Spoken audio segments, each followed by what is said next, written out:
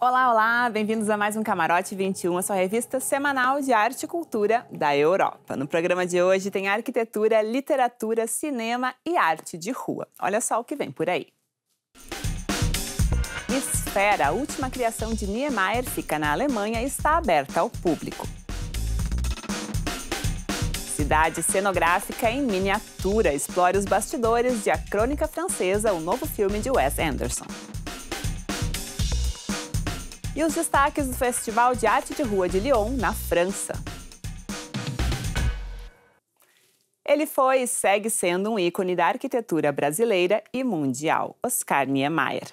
Ele, que projetou Brasília, foi também um dos 2 únicos brasileiros a receber o Prêmio Pritzker de Arquitetura até hoje, o maior reconhecimento da área. Obras do arquiteto se espalham pelo mundo e a última delas vem fascinando o público de Leipzig, na Alemanha. Niemeyer desenhou a Esfera em 2011, pouco antes de morrer, e após sua morte, diversos profissionais se encarregaram de tocar o projeto. Um desafio concluído em 2020 e que hoje abre as portas para o grande público. Parece até que uma nave espacial pousou sobre esse prédio, e isso em plena zona industrial da cidade de Leipzig. Mais surreal que isso, só mesmo a autoria do projeto, assinada por Oscar Niemeyer sob encomenda do empresário Ludwig Kunde. A esfera tem um quê de nave espacial e não se sabe se está pousando ou partindo. Ela dialoga visualmente com o céu e com as nuvens. Quando o céu está bem azul, ela se confunde com o fundo. Quando há nuvens, parece que está voando. Esfera Niemeyer é o nome da construção anexa ao edifício industrial. Em 2011, Ludwig procurou o ilustre arquiteto brasileiro com uma ideia na cabeça. Ele queria que o restaurante de sua empresa ganhasse um anexo que pudesse servir de espaço para eventos. Oscar Niemeyer, na época com 103 anos, aceitou o convite. Ele achou a ideia um pouco excêntrica. Juntaram Niemeyer a uma fábrica. Porque é mesmo um contraste forte entre algo poético, bonito e uma arquitetura funcional. Mas nós nos demos muito bem desde o início. Eu disse o que queria e ele ficou empolgado de voltar a trabalhar na Alemanha. Oscar Niemeyer é considerado um dos arquitetos mais visionários do século XX. O projeto de Brasília, desenhado por ele nos anos 50, consta na lista do Patrimônio da Humanidade da Unesco, o que inclui a Catedral de Brasília e o Congresso Nacional. A Casa Oscar Niemeyer, um condomínio modernista no coração de Berlim, foi inaugurada em 1957. E na Espanha, em Áviles, fica o espaço cultural Centro Niemeyer. Para mim, a obra dele, de forma geral, sempre parece flutuar. É sabido que o céu sempre foi uma inspiração para ele. E mais próximo do céu do que com essa obra, não há como estar. A empresa de Ludwig é especializada em guindastes e trens, uma combinação interessante com a arquitetura espacial da cantina. O projeto foi aprovado também pelo chefe de cozinha, Tibor Herzigkeit, que agora tem outra perspectiva sobre o restaurante. Com um clique, as janelas escurecem para evitar o superaquecimento do espaço. Isso acontece graças aos cristais líquidos entre as lâminas de vidro que funcionam como óculos escuros. A Esfera foi a última criação de Niemeyer. Após a morte dele em 2012, seu escritório no Brasil finalizou o projeto e o arquiteto alemão Harald Kern ficou encarregado de realizá-lo. 8 anos e 3 milhões de euros depois, a construção ficou pronta. Não foi fácil encontrar uma construtora que topasse o desafio. As construtoras tendem a pensar em formas retas e quadradas, não estão acostumadas a formas como essa. De um lado, há o concreto, que precisa ter certas qualidades, e de outro, o vidro, que precisa ter um efeito estético cristalino. Uma noite por semana, a Esfera abre para o público em geral. O restaurante leva o nome Céu, em português mesmo. Uma sequência de 10 pratos é servida em uma louça discreta, pequena, uma escolha proposital. Pratos grandes causariam muito reflexo na esfera do vidro. Se usássemos pratos grandes, não daria para ver mais nada lá fora.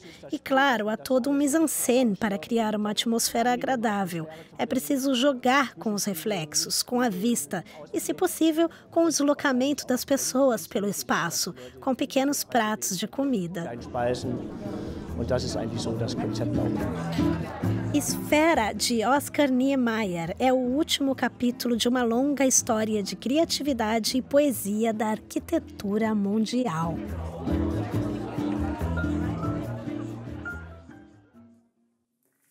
E da arquitetura de verdade para a de mentirinha, mas dessas mentiras nas quais a gente gosta de acreditar. Estamos falando da magia da sétima arte. Está em cartaz nos cinemas A Crônica Francesa, mais novo filme do cineasta hollywoodiano Wes Anderson, conhecido pela proposta estética bem particular. A cenografia típica dos filmes de Anderson mescla locações reais com maquetes que nós fomos conhecer mais a fundo. Esse é o dia a dia em uma redação do século XX, pelo menos na visão do cineasta Wes Anderson. O mais novo filme do diretor, A Crônica Francesa, se passa em uma filial de um jornal americano fictício sediado na França.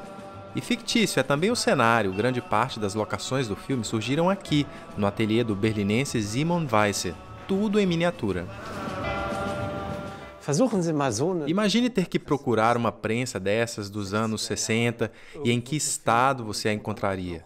Essa parece real, ainda que em muitos pontos dê para perceber que não é.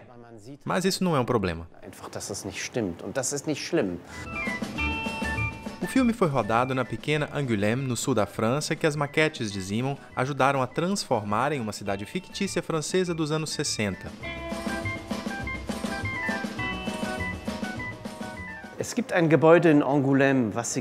Existe um prédio em Angoulême usado para algumas cenas, para o qual nos encomendaram esse telhado, que foi sobreposto à imagem do prédio. Se tratava de criar um mundo próprio, não apenas reproduzir o que já existe, mas criar uma obra de arte.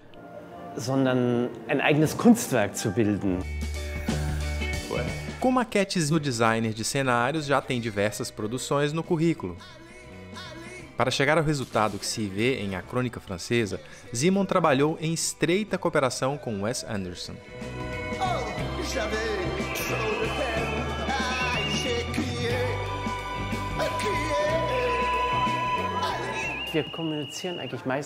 Nossa comunicação se deu principalmente através de imagens. O que mais ajudou foi o storyboard animado que ele me enviou.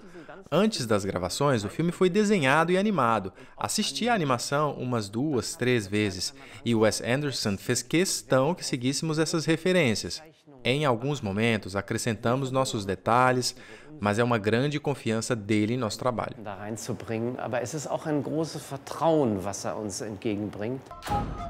E não é de hoje que as maquetes de Simon Weisse contribuem com a estética marcante dos filmes de Anderson.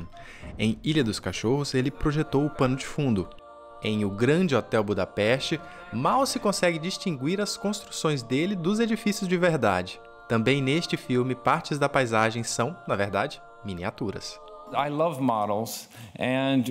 Amo miniaturas. Elas têm um certo charme, estou fazendo porque é uma miniatura.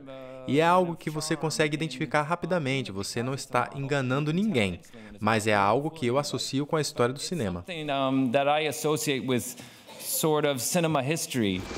A carreira de Simon Weisse no cinema começou em 1988. O primeiro projeto, um navio engolido por uma baleia. Mais tarde, criou garrafas de vidro para o perfume, dirigido por Tom Tykwer. Para o inesquecível Bastardos Inglórios, de Quentin Tarantino, ele construiu a maquete de um cinema que arde em chamas. Até Steven Spielberg encomendou uma cabine de avião de Simon para o longa A Ponte dos Espiões. Não saberia falar de um desafio específico, você sempre aprende algo novo. Quando um filme acaba, você sempre diz, da próxima vez farei diferente. Agora tenho experiência. Não, sempre aparecem problemas novos que você não conhecia ou esperava. Em Londres, uma exposição reúne o figurino e a cenografia de A Crônica Francesa, incluindo as maquetes de Simon Weisse. Aqui o público pode conferir de perto os pequenos detalhes que compõem o universo de um filme.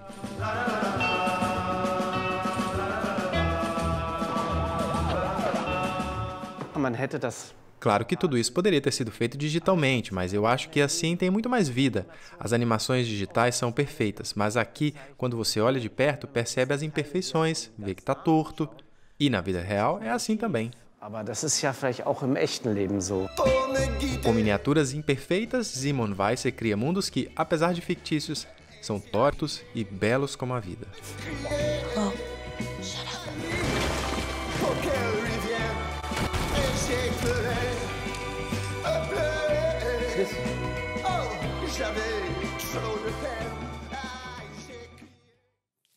E a indústria cinematográfica movimenta não só a fantasia do público, mas a economia de cidades, regiões e até países inteiros. É o caso, por exemplo, de Vilnius, capital da Lituânia, que nos últimos anos vem despontando com locações para filmes e séries internacionais. Quem chega desavisado a Vilnius, na Lituânia, nem imagina tudo que já rolou e rodou por aqui. Catarina a Grande reinou na nossa cidade. Fomos evacuados e lutamos contra crimes e demônios. Jonas Špokas é gerente de locações em Vilnius. Nos últimos anos, a capital lituana vem se tornando cada vez mais popular entre cineastas. Cerca de 12 séries e filmes são gravados aqui todos os anos. A prefeitura da cidade já foi transformada até em catedral para receber Catarina, a imperatriz russa, interpretada por Helen Mirren. Toda a praça foi coberta de areia. Tínhamos autorização para gravar por apenas 24 horas. Tivemos que remover todos os carros e interromper o trânsito para conseguir espaço para todo o equipamento. Tudo isso bem no centro, no ponto mais movimentado da cidade. Foi uma operação enorme. E assim, a praça da prefeitura de Vilnius se transformou no local de execução da São Petersburgo do século XVIII. As locações para o Palácio de Catarina a Grande estão espalhadas por toda a cidade. A arquitetura de Vilnius é uma mescla de diferentes períodos históricos. Próxima à prefeitura, na Associação dos Escritores Lituanos, há, por exemplo, uma belíssima escadaria neobarroca. Nós sempre pensamos em soluções que combinem diferentes locações. Você pode gravar essa escadaria aqui e o quarto em outro lugar. Essa escadaria é mesmo impressionante. Ela exala história e tradição. Em Catarina a Grande, a escadaria serviu de acesso para o quarto da imperatriz, que, por sua vez, ficava em um palácio fora da cidade. A versatilidade de Vilnius é surpreendente. Do outro lado da cidade ficam os edifícios socialistas da década de 80. Na época, considerados o que havia de mais moderno em concepção arquitetônica, eles atraíam especialmente cineastas soviéticos. Quando eles queriam mostrar algo com ar ocidental, eles vinham até aqui para filmar.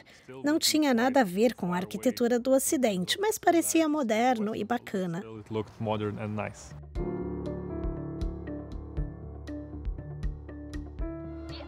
Hoje em dia, ao invés de representar o Ocidente, ocorre o contrário. Para a minissérie premiada Chernobyl, o bairro se transformou na cidade ucraniana de Pripyat.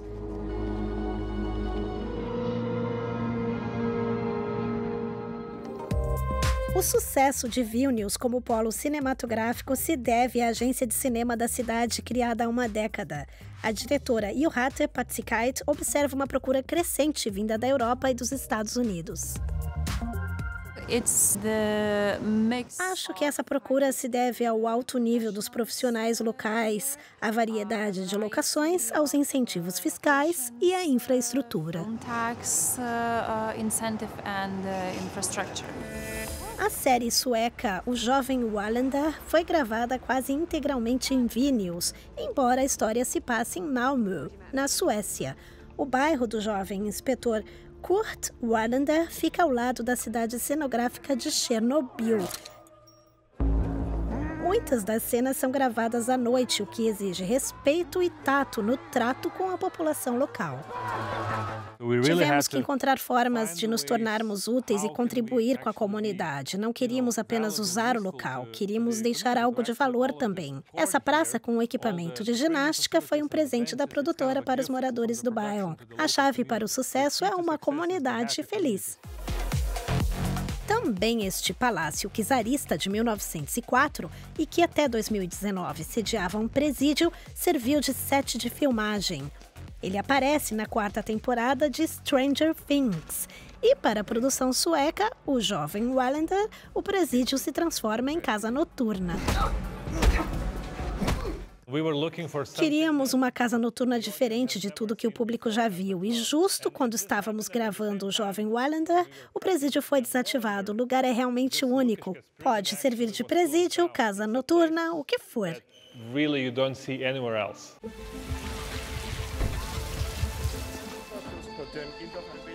De séries sombrias a filmes de época, Vilnius com certeza ainda tem muitas histórias para contar.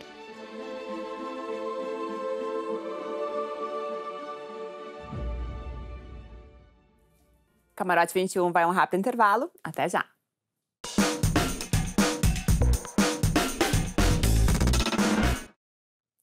Camarote 21 de volta aqui dos estúdios da DW na Alemanha. E um dos grandes destaques por aqui é a retomada presencial da Feira do Livro de Frankfurt, o maior evento de mercado editorial do mundo. Após uma edição online em 2020, devido à pandemia, a edição de 2021 foi realizada em formato reduzido, mas promissor. Como de costume, o evento contou também com a entrega do Prêmio da Paz do Comércio Livreiro Alemão, que este ano foi para a escritora e cineasta Tsitsi Dangarembga, do Zimbábue. Uma visão incomum. Sobra espaço onde normalmente havia uma multidão. O catálogo 2021 da Feira do Livro de Frankfurt conta com 2.000 expositores de 80 países. 2 anos atrás, esse número era mais que o triplo. Ainda assim, após uma edição online em 2020, o ânimo geral é de uma retomada esperançosa.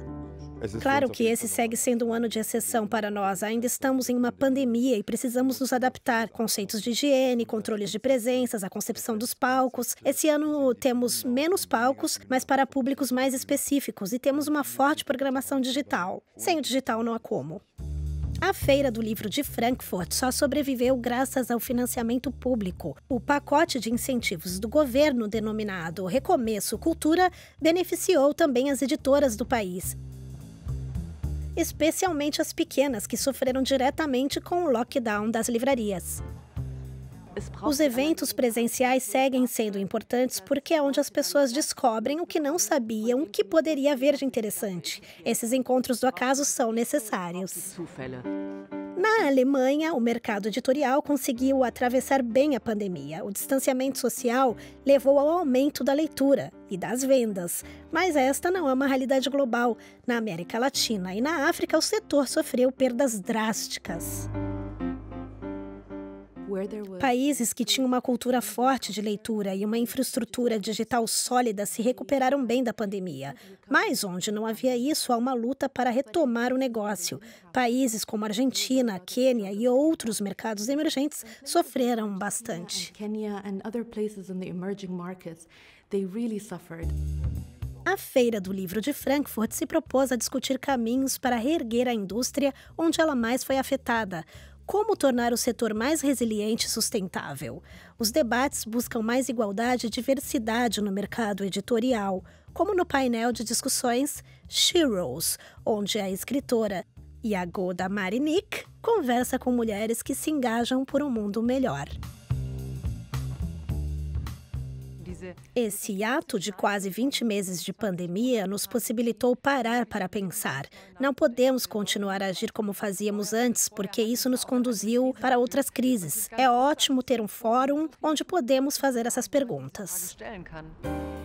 Aos poucos, a Feira do Livro de Frankfurt retoma seu papel na indústria, com menos gente, mas mais espaço para projetar o futuro.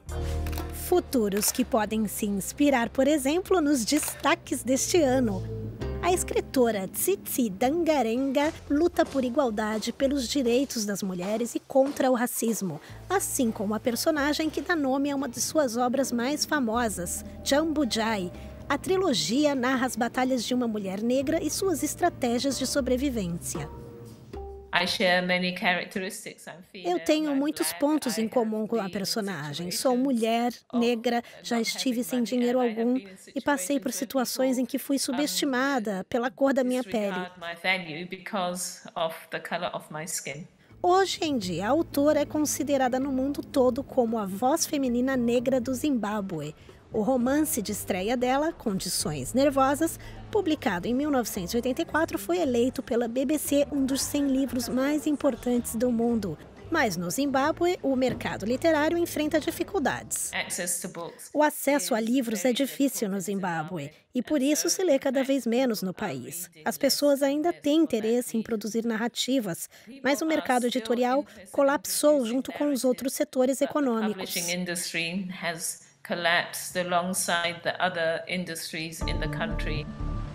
Viver no Zimbábue fica cada vez mais difícil. Hiperinflação e casos de corrupção têm levado a população às ruas. E quem protesta corre o risco de ser preso.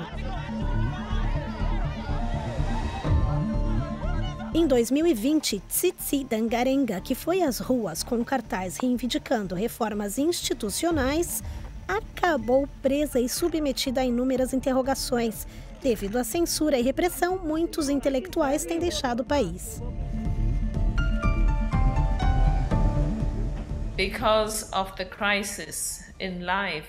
Por causa da crise na vida cotidiana, por terem que lutar diariamente para sobreviver, as pessoas não têm o tempo de sentar para refletir em paz sobre o que gostariam de escrever. E com o cinema é ainda mais difícil, pois a indústria cinematográfica demanda muito mais recursos.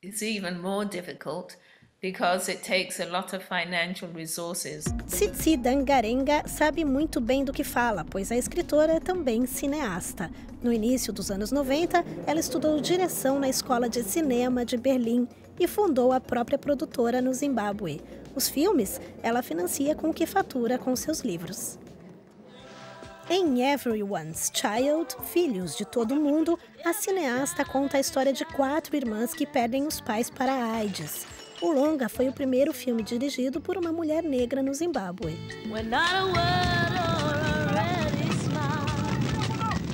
A meta de Tsitsi Dangarembga é corrigir o olhar torto do europeu sobre a África. Para isso, atua como diretora e produtora. Segundo ela, somente quando se é percebido é possível mudar algo.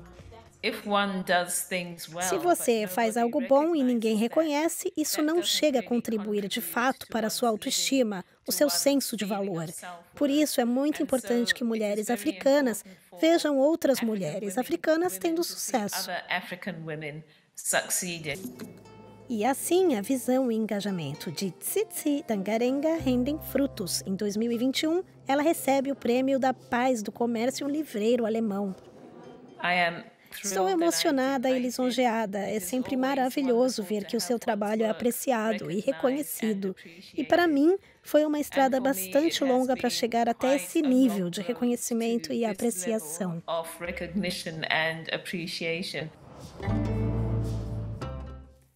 Em Lyon, na França, cores e tintas foram espalhadas por toda a cidade. É o festival Peinture Fraîche de arte de rua. Nós vamos lá conferir. Peinture Fraîche, tinta fresca, esse é o nome do Festival de Arte de Rua de Lyon, na França. A mostra reúne mais de 200 trabalhos e deve receber até 150 mil visitantes, uma vitrine especialmente para jovens artistas.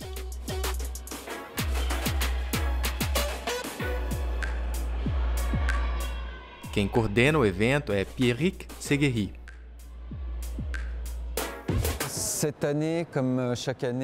Esse ano decidimos que metade dos artistas seria local e a outra metade internacional. Na arte de rua, há 2 escolas. Tem aqueles que amam a rua de fato e aqueles que preferem implementar suas ideias em um ambiente fechado. O artista Spirale vem de Lyon. Em vez de muros e fachadas, ele gosta de trabalhar com objetos. De tênis a barris de petróleo, ele já coloriu de tudo. Para o festival, Spirale escolheu pintar um veículo. Eu começo desse lado, desenho o esboço e depois vou fazendo toda a volta da van. E nem o local do evento escapa. A fachada do antigo pavilhão industrial, onde acontece o Tinta Fresca, também ganhou uma nova cara. A maior parte das obras foi projetada especialmente para o festival. O próprio Pierrick Seguery também é artista de rua há mais de 30 anos. Ele foi um dos fundadores do evento. Para mim, a arte de rua é algo único. Eu gosto desse conceito arte de rua, embora 99% dos artistas não gostem. Eu gosto porque percebo toda uma filosofia por trás dessas palavras. Se você tirar o complemento, a palavra arte permanece. Se on enlève un seul des mots, c'est de l'art. Spirale não gosta de trabalhar sob pressão. Para ele, a criatividade precisa de tempo.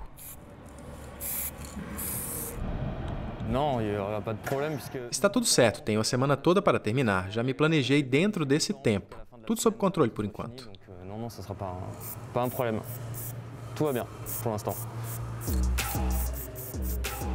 No pavilhão, o público também pode participar do processo criativo, seja como espectador ou colocando a mão na massa. Nesse caso, no spray. O artista Chiampo, também de Lyon, desenvolveu até uma tela interativa, um sucesso. É um super festival, a programação para toda a família. A arte de rua atrai tanto os jovens quanto os mais velhos que já entendem algo de arte. E a tinta se espalha por toda Lyon. Esse projeto é parte do festival. Em toda a cidade há projetos como esse, seja em espaços públicos ou privados. Esse artista pertence a um grupo local. Provavelmente é o artista mais presente nas paredes da cidade. Ele se chama Peck.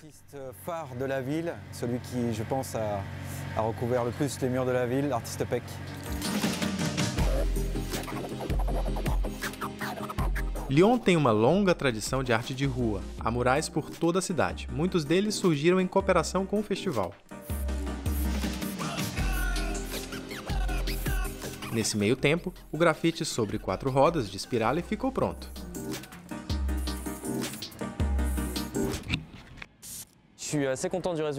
Estou muito satisfeito com o resultado. Olhando com mais distância, acho que a van combinou muito bem com o todo da exposição. As cores aparecem bem, acho que a van encontrou seu lugar no festival. Acho que esse tipo de coisa torna a vida mais bonita. Além disso, a van anda mesmo, eu achei o máximo.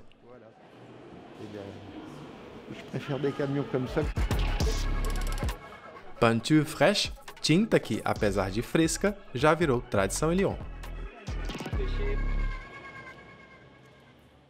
Esse foi o Camarote 21 de hoje. Muito obrigada pela companhia. Para saber mais do nosso conteúdo, confira o Instagram da DW Brasil. Semana que vem a gente volta com mais arte e cultura aqui da Europa. Até lá!